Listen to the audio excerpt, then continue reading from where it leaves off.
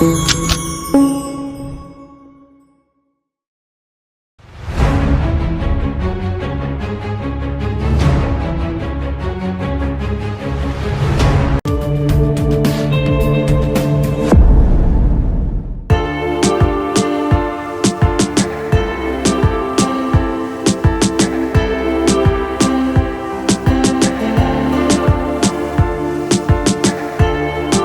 రోజులు అక్కడ గడిపాక రోమస మహర్షి అరిష్టసేన మహర్షి సలహాల మేరకు పాండవులు ముందుకు బయలుదేరారు.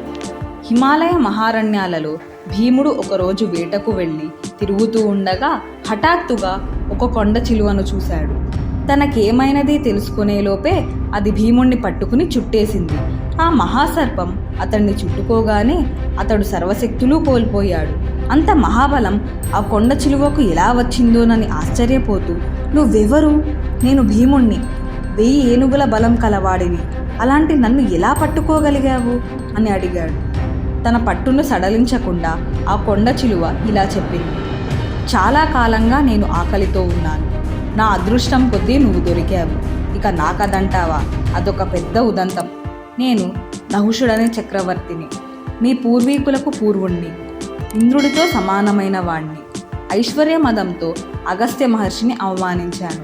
ఆయన కోపంతో నన్ను కొండ చిలువగా పుట్టమని శపించాడు.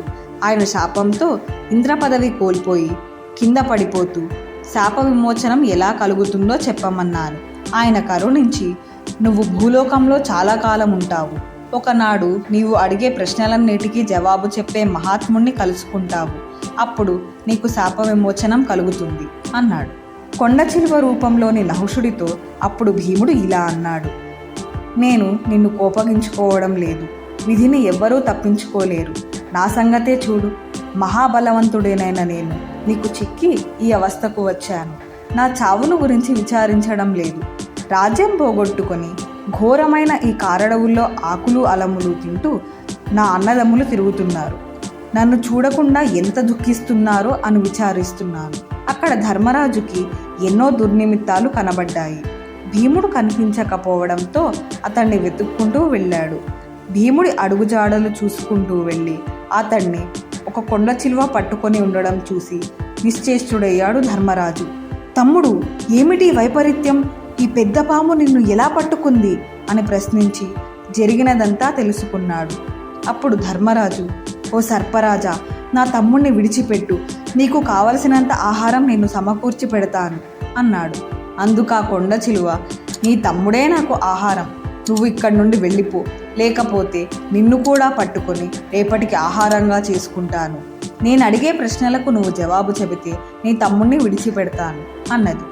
ధర్మరాజు, నీ ప్రశ్నలేమిటో అడుగు, జవాబు చెప్పడానికి ప్రయత్నిస్తాను అన్నాడు. కొండ చిలువ ప్రశ్నలు అడగసాగింది. బ్రాహ్మణుడు ఎవరు? సత్యము, దయ, దానము, క్షమ, సత్ప్రవర్తన, అహింస, తపస్సు ఉన్నవాడే బ్రాహ్మణుడు. ఈ ప్రపంచంలో ప్రతి ఒక్కరూ తెలుసుకోదగినదేది? సుఖ దుఃఖాలకు అతీతమైనది. తెలుసుకున్న తర్వాత వాటిని కలగనీయది ఆయన పరబ్రహ్మమే తెలుసుకోదగింది. ఆ కొండ చిలువ రూపంలోని నహుషుడు ఇలా వర్ణాశ్రమ ధర్మాలను గురించి, ధర్మం గురించి ఎన్నో ప్రశ్నలు వేశాడు. వాటన్నిటికీ ధర్మరాజు సంతృప్తికరంగా సమాధానాలిచ్చాడు. ఆ సమాధానాలు విన్న నహుషుడు ఇలా అన్నాడు. నువ్వు నా ప్రశ్నలన్నిటికీ సంతృప్తికరంగా సమాధానాలు ఇచ్చినందువల్ల నేను శాప విముక్తుడినవుతున్నాను. నేను గర్వాంధుడినై మహర్షుల చేత నా పల్లకీ మోయించాను. ఒకసారి అగస్త్య మహాముని నా పల్లకీ మోస్తున్నప్పుడు ఆయన్ను ఘోరంగా అవమానించగా కోపంతో రుద్రుడై నన్ను శపించాడు. ఆ శాపం కారణంగా నేను కొండ చిలువను అయ్యాను. శాప విమోచనం కోరితే ధర్మరాజు వచ్చి నిన్ను శాపం నుండి విముక్తుణ్ణి చేస్తాడని చెప్పాడు. ఇక నీ తమ్ముణ్ణి తీసుకువెళ్ళు. చూస్తూ ఉండగానే సర్ప శరీరం వదిలిపెట్టి నహుషుడు దివ్య శరీరంతో స్వర్గానికి వెళ్ళిపోయాడు.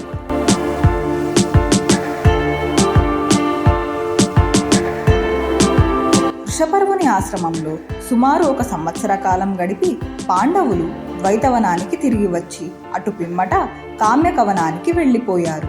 పాండవులు కామ్యకవనంలో సాధు సాంగత్యంలో కాలం గడుపుతున్నప్పుడు సత్యభామతో శ్రీకృష్ణుడు పాండవులను చూడడానికి వచ్చాడు. శ్రీకృష్ణ దర్శనంతో పాండవులు ఎంతో ఆనందించారు. శ్రీకృష్ణుడు ద్రౌపదితో, సుభద్ర అభిమన్యులు బాగున్నారు. అభిమన్యుడు విలువిద్యలో తండ్రిని మించేలా ఉన్నాడు అన్నాడు. తరువాత ధర్మరాజు వైపు తిరిగి, అంధకులు, వృష్ణికులు, భోజులు, కుకురులు 50 మంది కౌరవులను పరిమార్చడానికి సిద్ధపడుతున్నారు అన్నాడు. అందుకు ధర్మరాజు, నీ శరణుజొచ్చిన మాకు కష్టమేముంటుంది కృష్ణ అని ఆనందంగా అన్నాడు. వనవాసం దాదాపు పూర్తి కావస్తూ ఉంది. ఈ అరణ్యవాసం తరువాత అజ్ఞాతవాసం కూడా పూర్తి చేసుకుని ఏ దోషము లేకుండా శత్రువులను జయించడానికి పూనుకుంటాం. ఇదంతా నిర్వహించే భారం మాత్రం నీదే అని అన్నాడు. ఆ సమయంలో మార్కండేయ మహర్షి పాండవులను చూడటానికి వచ్చాడు. కృష్ణుడు పాండవులకు దేవతల గాథలు, రాజుల చరిత్రలు మొదలైనవి చెప్పమని ఆయనను ప్రార్థించాడు. అప్పుడే నారదుడు కూడా అక్కడకు వచ్చాడు. అందరూ మార్కండేయ మహర్షి చుట్టూ కూర్చుని ఆయన వినిపించే గాథలు వినసాగారు. ఆయన వారికి యుగధర్మం గురించి, మహావిష్ణువు అవతారాలను గురించి, జ్ఞాన ప్రాశస్త్యం గురించి వివరించాడు. కుమారస్వామి అసురులతో చేసిన యుద్ధం గురించి కూడా వివరించాడు. శ్రీకృష్ణుడు, సత్యభామ పాండవులతో కొంతకాలం గడిపి ద్వారకకు తిరిగి వెళ్ళిపోయారు.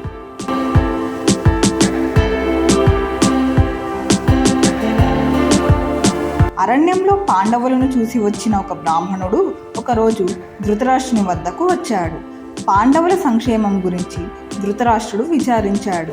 పాండవులు అనుభవిస్తున్న కష్టాలను గురించి, భీముడి బలం గురించి, అర్జునుడు శివుణ్ణి మెప్పించి పాశుపతాస్త్రం సంపాదించిన విషయము ఆ బ్రాహ్మణుడు తెలిపాడు. అతడు వెళ్ళిన తరువాత తాను పాండవులకు చేసిన అన్యాయం తలుచుకుని ధృతరాష్ట్రుడు దుఃఖించాడు. కానీ దుర్యోధనుడికి అది నచ్చలేదు. అతడు తనకు కర్ణుడు, శకునులతో పెద్ద బలగం ఉందని, పాండవుల పరాక్రమం గురించి భయపడనక్కరలేదని ధృతరాష్ట్రునికి నచ్చజెప్పే ప్రయత్నం చేశాడు.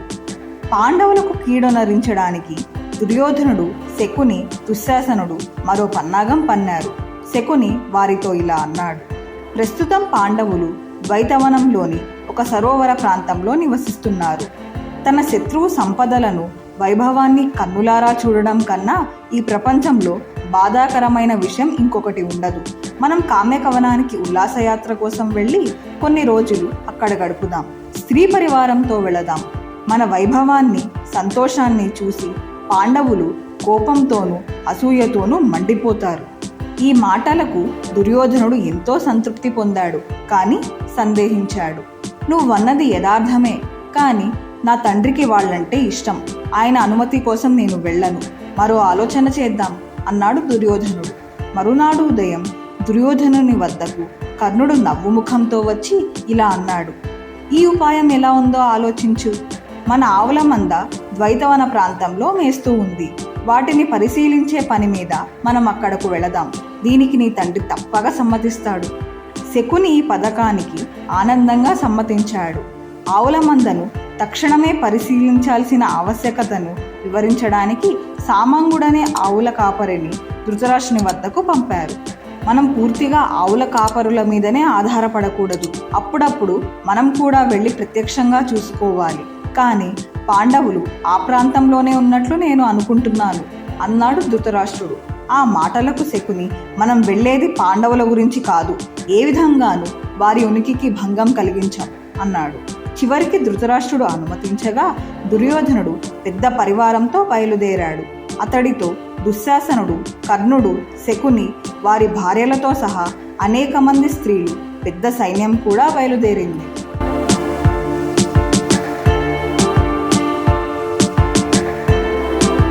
వాళ్ళు ఆలమందలున్న ద్వైతవన ప్రాంతంలో శిబిరాలు వేసుకున్నారు. దుర్యోధనుడు ఆవుల మందలను పర్యవేక్షించి దూడలను లెక్కించాడు. తరువాత తన పరివారాన్ని వినోద క్రీడా భవనాలను నిర్మించమన్నాడు. కానీ అరణ్య సరిహద్దులో సైనికులకు అడ్డుగా గంధర్వులు బారులు తీరి ఉన్నారు.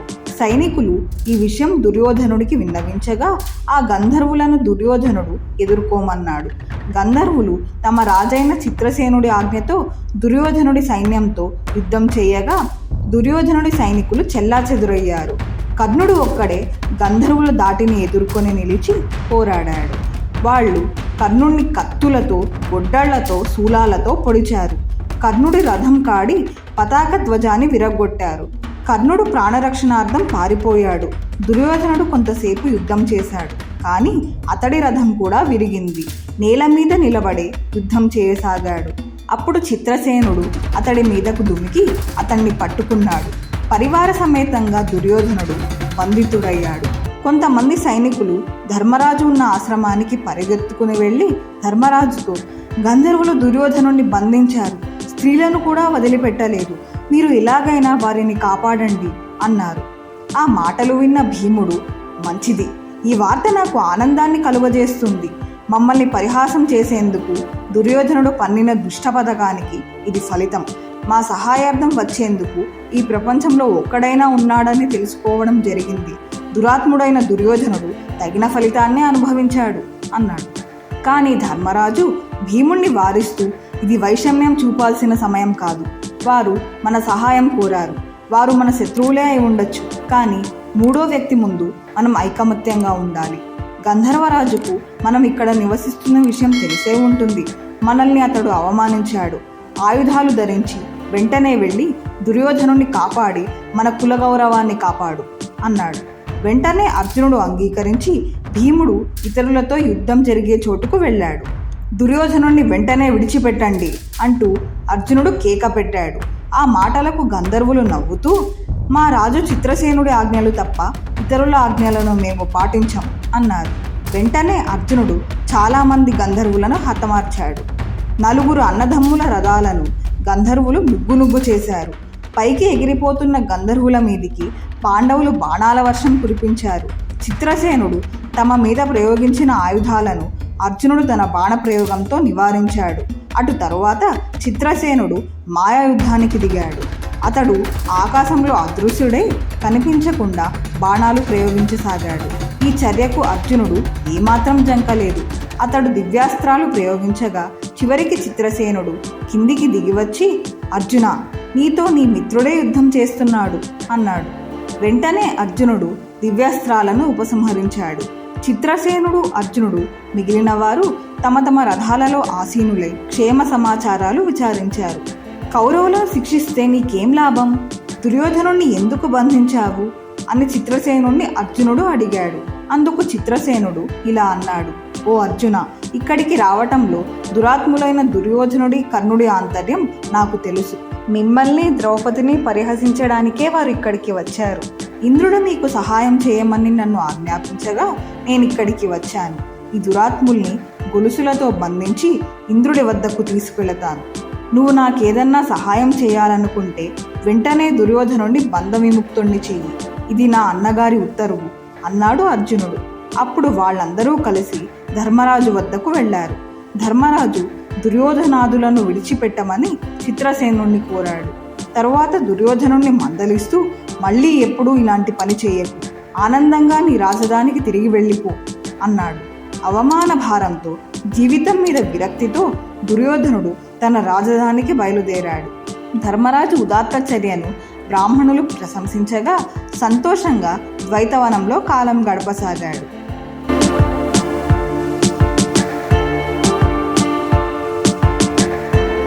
మీకు నచ్చినట్లయితే ఈ వీడియోని లైక్ చేయండి, షేర్ చేయండి, కామెంట్ల ద్వారా మీ అమూల్యమైన అభిప్రాయాన్ని తెలియచేయండి. మరిన్ని వీడియోల కోసం మా ఛానల్ని సబ్స్క్రైబ్ చేయండి. నోటిఫికేషన్ కోసం బెల్ ఐకాన్ని క్లిక్ చేయండి.